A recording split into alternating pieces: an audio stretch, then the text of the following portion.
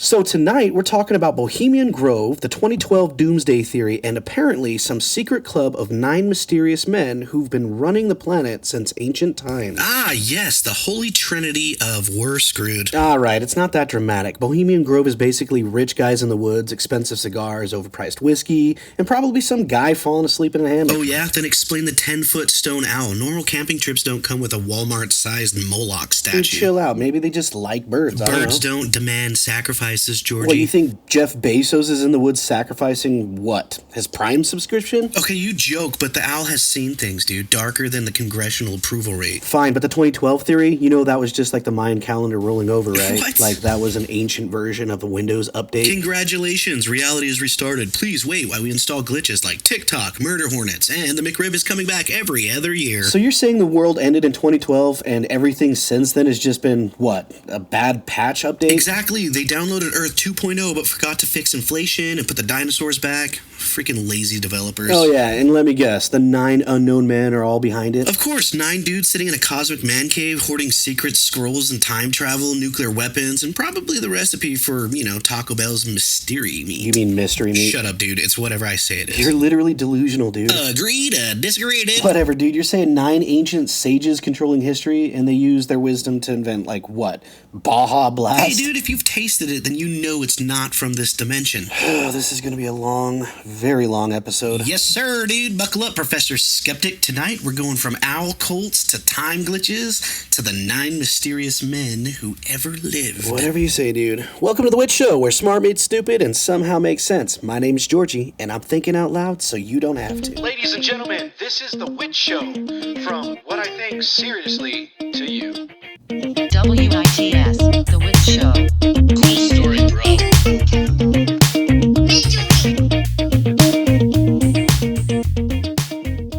Ladies and gentlemen, you're back, because you got my back, and I appreciate that. But before we dive into tonight's rabbit hole of owls, doomsday calendars, and the 9 mysterious dudes who probably have better Wi-Fi than I do, I've got to give a big shout out to one of my favorite listeners and now a true friend of the show, Mr. Timothy Malloy. Tim, you're a real MVP. Not only do you follow the page, you comment, you subscribed. You've basically done everything short of sneaking into Bohemian Grove to give me some inside footage. And honestly, if anyone could pull it off, it'd probably be you. I absolutely love having people like you on the W.I.T.S Show crew. You've got personality, the sense of humor, and the love for the conspiracies that make this whole ride worth it. So thank you, brother. This episode is for you. And if the 9 unknown men are listening, I'm pretty sure you'd be their 10th, buddy. All right, ladies and gentlemen, let's go ahead and dive into the next episode. Bohemian Grove. The name itself sounds like some kind of artsy bed and breakfast tucked away in the redwoods. An escape for poets and painters to sip wine, write bad sonnets, and complain about the fog. And to be fair, that's not far from how it started.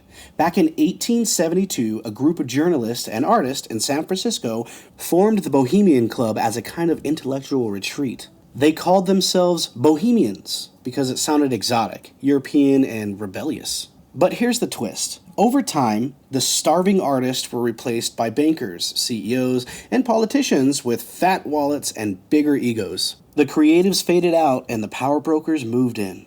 By the turn of the 20th century, the Grove wasn't just a retreat for writers anymore. It had morphed into a secret meeting ground for the people running the world. So picture this, a 2,700-acre private forest in Monterey, California, shielded by towering redwoods and guarded by fences, private security, and no trespassing signs.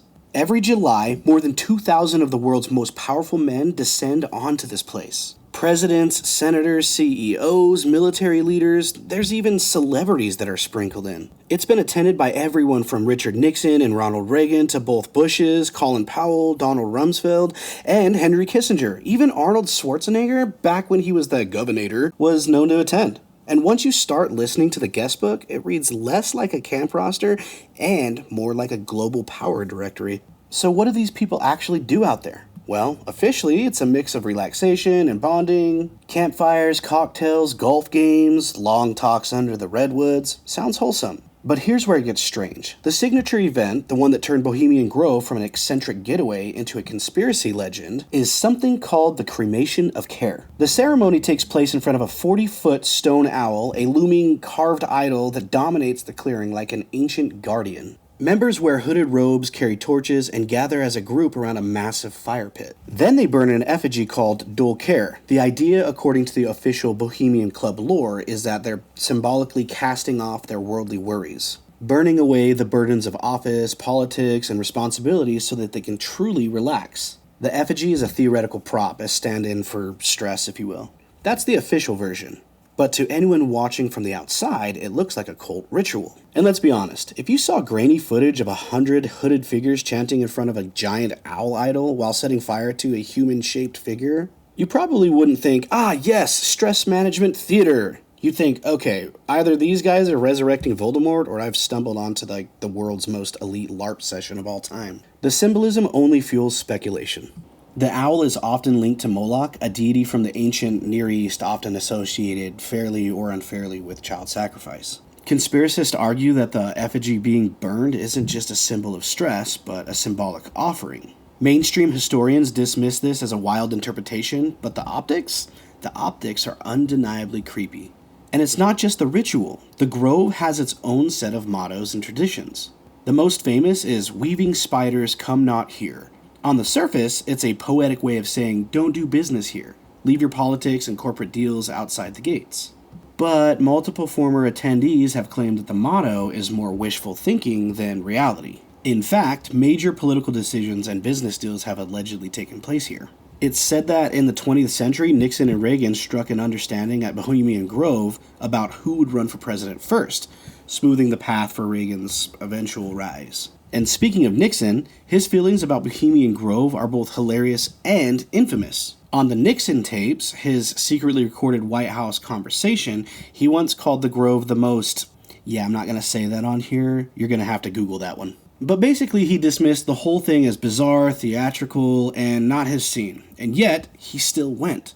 Which kind of tells you everything you need to know about its importance. Fast forward to the year 2000, when the Grove went from whispered rumor to viral conspiracy. A then relatively known Alex Jones claimed to have infiltrated the Grove with a cameraman. He snuck through the woods, dodged guards, and filmed the cremation of care ceremony. The footage was grainy and shaky, and it shows the owl, the robed figures, and the fire, and the burning effigy. To the conspiracy theorist, it was confirmation that everything they'd suspected for years. The powerful don't just meet in secret. They participate in a ritual theater with the occult undertone. And to the skeptics, the footage proved nothing more than a bunch of old guys in robes play-acting their way through a bad Shakespearean tragedy. Either way, Jones's film pushed Bohemian Grove firmly into the public informations as the ultimate symbol of secret elite gatherings. Now here's where the interpretations split. On one hand, you have the mundane explanation. Bohemian Grove is nothing more than a glorified summer camp for rich, powerful men. It's an old boys club where networking happens, friendships are strengthened, and people feel free to speak candidly without the press recording every word. On the other hand, you have the conspiratorial interpretation. The Grove isn't just about networking, but about ritual, control, and binding oaths. That owl, the fire, and the pageantry are part of an initiation into a deeper kind of loyalty among the world's decision makers. The secrecy doesn't help their case. No journalists are allowed inside. No recordings, no phones, no leaks, at least in theory. Guests have to pass through heavy security, and even locals know better than to try to sneak in. The whole setup feels more like a fortress than a campground. And humans being humans, when you put that many locks on a door, everyone assumes that the treasure inside must be enormous. To me, the creepiness of Bohemian Grove isn't necessarily about whether the owl is Moloch or whether the effigy has darker symbolism. It's about the sheer concentration of power behind those fences. 2,000 men who shape the policies, economies, and wars of the world gather in one place, away from oversight, protected from the press and free to talk candidly. That alone should make anyone curious, or nervous. Whether they're role-playing droids or just smoking cigars, the fact remains. The most powerful people are meeting in secret, and we don't get a seat at the campfire. So is Bohemian Grove an elite frat party with bad theater? Or is it the cultic heartbeat of the global elite? The answer might depend on how you see the world, but either way, the image sticks. World leaders, CEOs, and bankers in hooded robes standing in the firelight before a 40-foot owl in the California woods. If that's just relaxation, then these guys need to rethink their definition of casual. Because honestly, that does not sound casual. Anyway, moving forward, did the world end in 2012? If you spent any time down the rabbit holes of the internet, you've probably run across this one. The world didn't survive 2012. According to this theory, reality as we knew it ended, collapsed, or fundamentally shifted back when the Mayan calendar supposedly ran out of days on December 21st, 2012. I remember this theory growing up. Well, not necessarily growing up. I guess I was an adult when it was going on. But I remember sitting in the bar looking at this calendar, and it said Doomsday Calendar, and it was a legit countdown to this day. And then, of course, you had everybody freaking out, well, all the loonies, like, oh my god, the world's gonna end. But, of course, it didn't. Or did it? Because depending on who you ask, specifically a conspiracy theorist, they'll tell you a whole different story. Let's start with the roots. The Mayan long count calendar used by the ancient Mesoamerican civilization was ran in cycles. One major cycle was called the Bactin, and it lasted 394 years. The 13th Bactin was set to end in late December 2012. Scholars of Mayan culture said this wasn't a prediction of doom. It was just the end of the cycle and the beginning of another, like flipping over your desk calendar at the end of the year. But popular culture took it differently. Hollywood churned this thing out to a disaster movie in 2012, full of crumbling landmarks and tidal waves. You know, like Hollywood does to everything. And then, of course, your doomsday preppers stocked up on canned beans like the apocalypse was scheduled. I'm actually surprised we had toilet paper on the shelves. I know, wrong apocalypse, whatever. Anyway, when nothing happened, obviously on that day, people shrugged it off, but that's where the deeper theory kicks in. Some believe that it ended. It did happen. It just didn't happen in the way we expected. The argument goes like this. Instead of a fairy tale apocalypse like World War Z or whatever, the world ended quietly, subtly, in a way that we didn't notice. Maybe we all slipped into a parallel timeline. Maybe the universe rebooted, like a computer crashing and reporting with a few bugs. Or maybe we all actually died, and what we're experiencing now is some kind of collective afterlife simulation. Now, that sounds like nuts, but supporters of this theory point to a strange culture shift around that timeline. Think about it. Before 2012, the world felt very different. The internet was still a tool and not yet overwhelming force in, well, everyday today. Smartphones were just gaining traction, social media hadn't fully reshaped politics, identity, and daily life. But after 2012, everything accelerated. Memes became culture, fake news entered the vocabulary, and society started feeling glitched. Conspiracy theorists argue that this is the evidence of us living in a fractured reality, a slightly off-kilter copy of what came before. Then there's the Mandela effect, the phenomenon where large groups of people remember the same event or detail, but it's incorrect. Did the Monopoly man have a monocle? Was it Bernstein Bears or Barnstein Bears? Nelson Mandela, alive or dead before the 90s? These odd mismatch in collective memory spiked in popularity around 2012, and for some people, they aren't mistakes. They're proof that we jumped timelines. Our consciousness is glitching because the real universe ended and now we're in a knockoff version. Science gets folded into the theory too.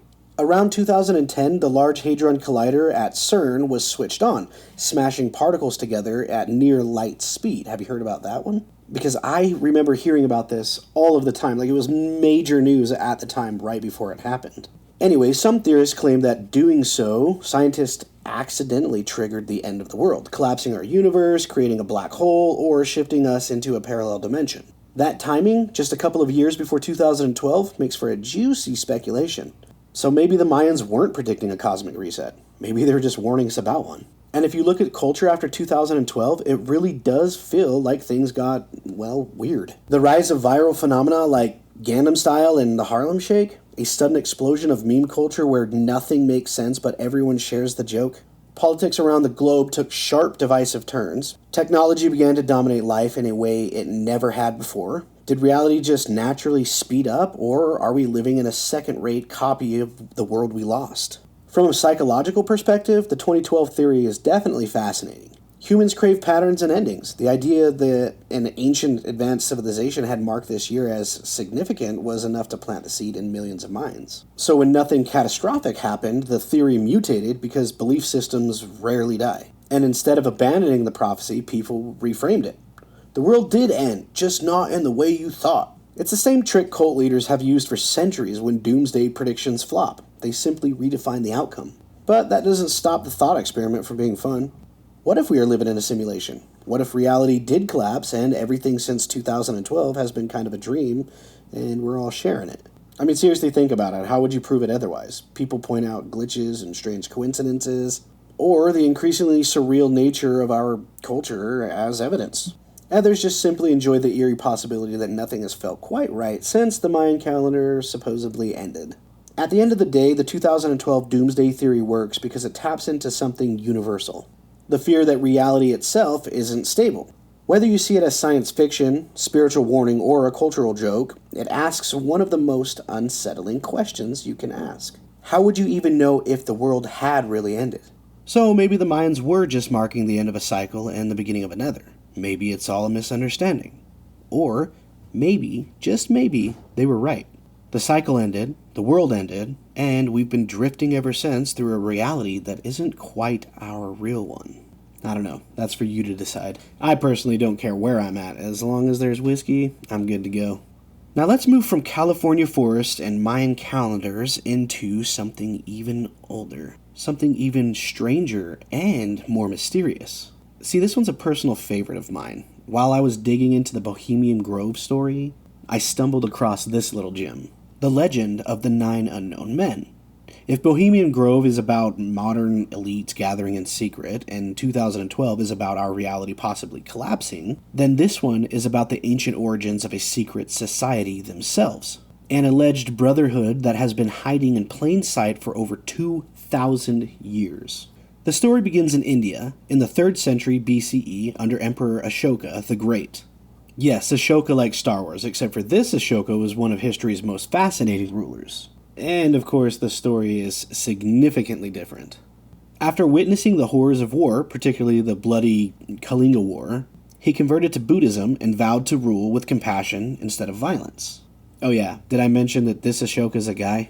Probably not important. But according to the legend, Ashoka also realized something dangerous. Knowledge itself could be as destructive as armies. If advanced science and forbidden truths fell into the wrong hands, humanity could annihilate itself. So, he supposedly founded a secret society of 9 men. Handpicked scholars, scientists, and mystics, each entrusted with a book containing one branch of forbidden knowledge. The 9 were tasked with not only protecting this knowledge from misuse, but also quietly guiding humanity's development, nudging civilizations forward without ever revealing themselves. Think of them as the ultimate shadow think tank, guardians of secrets too dangerous for public, but too valuable to destroy. So what exactly was in these books? Well, the accounts differ, but the most popular version lists 9 categories of forbidden knowledge.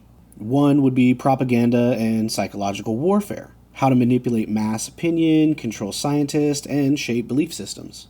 2 would be physiology, including methods of killing a person with a single touch, the so-called touch of death. Okay, calm down, Kill Bill. The 3rd one would be microbiology and biotechnology. Centuries ahead of its time, knowledge of germs and diseases that could be weaponized. The 4th one would be alchemy and transmutation of metals, including secrets of turning base metals into gold. Number 5 would be communication, advanced ways of transmitting information, possibly telepathy or technology beyond its era. 6 would be gravitation, the secret of flight, anti-gravity, and possibly even UFO-like crafts. 7 would be cosmology, the structure of the universe, including knowledge about parallel worlds and time. 8 would be light, secrets of optics, energy, and how light could be used as a weapon or a tool. 9 would be sociology, rules of society, how civilizations rise and fall, and how to control their direction. If this list is true, then the 9 unknown men weren't just guardians. They were centuries ahead of modern science. Imagine a secret council with knowledge of germ theory in 300 BCE. Or blueprints for flight before the Wright brothers, or psychological warfare strategies before social media ever existed. The conspiracy twist, of course, is that they've been quietly feeding pieces of this knowledge to humanity in small doses. Just enough to push us forward, but not enough to let us destroy ourselves. Some theorists even argue that history's great leaps, the Renaissance, the scientific revolution, even sudden bursts of technology in the modern ages, well, they're just the fingerprints of the 9, releasing just enough information to move civilization along. But they do it slowly, carefully, always controlling the pace. Others take it even further and say that the 9 still exist today. Some tie them to the Illuminati or the Freemasons or the Bilderberg Group, arguing that the modern hidden hand of power is just a continuation of Ashoka's original 9. Some even connect the UFO sightings, suggesting that their knowledge of gravity and light explains advanced craft. The legend has been linked to Nazi occult research, CIA mind control programs, and even CERN's particle physics experiment. In other words, whenever there's an unexplained breakthrough, someone points back to the 9. Of course, there's no hard evidence that the 9 unknown men actually existed. Most historians dismiss it as a myth, a tale passed down through folklore and speculative writing. The stories first appeared in Western accounts through French writer Louis Puels and Jacques Bougier in the 1960s book The Morning of the Magicians, which painted the 9 as the puppet masters of history. Since then, the legend has just stuck because, well, it's just too good. But the lack of proof doesn't make the idea any less captivating. Whether they're real or not, the 9 represents something deeper. Humanity's fear of knowledge being hidden from us, the idea that somewhere locked away in a vault or passed hand to hand through generations are the answers to our biggest questions? How to cure diseases, how to bend gravity, how to move through time, and the chilling thought that someone out there is keeping those answers from us? Deciding what we're ready for? If Bohemian Grove is the frat party of the powerful and 2012 is the glitch in our simulation, then the 9 unknown men are the godfathers of the secret societies, the original hidden cult.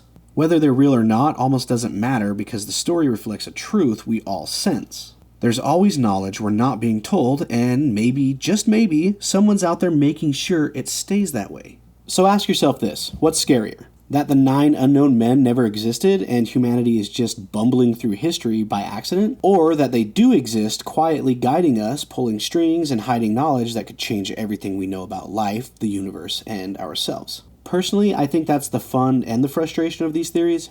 You never get a clear answer. You just get whispers or symbols or breadcrumbs that lead you deeper into the woods. And once you're there, standing in a firelight, staring up at that stone owl, or flipping through a forbidden book, you realize that the mystery is the point. The unknown keeps us searching. So until the day someone finally pulls back the curtains and shows us what's really going on, all we can do is keep asking questions, keep digging, and keep imagining what's possible. However you perceive it, that's your own opinion. I'm just telling you what I think. So remember, keep your eyes open, your mouth sharp, and your sense of humor sharper. Because the world may have ended in 2012, but the conspiracies definitely didn't. And if the 9 unknown men really have the book of time travel, I'd really appreciate a loaner copy because I've got a few Mondays I'd like to return. Anyway, my name's Georgie, and I'm thinking out loud so you don't have to. Ladies and gentlemen, this is the W.I.T.S Show from What I Think Seriously to You. W.I.T.S.